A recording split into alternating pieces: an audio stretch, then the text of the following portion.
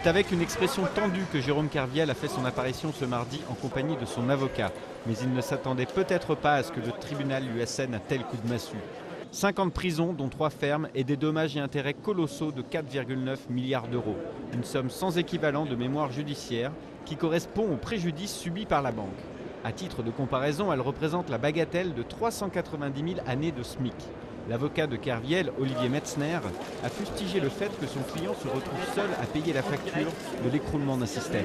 Un des plus grands économistes mondiaux, John Galbraith, avait déclaré à propos de la crise de 29 que quand ça gagnait, personne ne voyait rien. Et que quand ça perdait, il fallait être un coupable, un seul.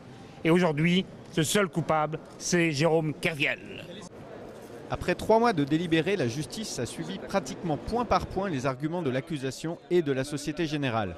L'extrader a été déclaré coupable d'abus de confiance, faux et usage de faux, et introduction frauduleuse de données dans un système informatique. Selon le président du tribunal, l'ancien trader a outrepassé le cadre de son mandat, à l'insu de la banque, et dans des proportions gigantesques, jusqu'à porter atteinte à l'ordre économique mondial. Un jugement qui a donné satisfaction aux défenseurs de la banque.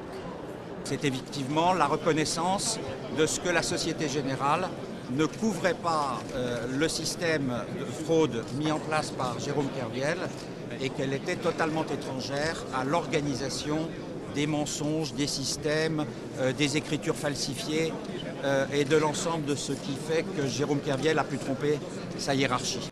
Sans pouvoir contester la défaillance des contrôles, les avocats de la Société Générale ont estimé que ce jugement disculpait totalement la banque. De son côté, le condamné reste libre pour l'instant. Ses avocats ont fait immédiatement appel.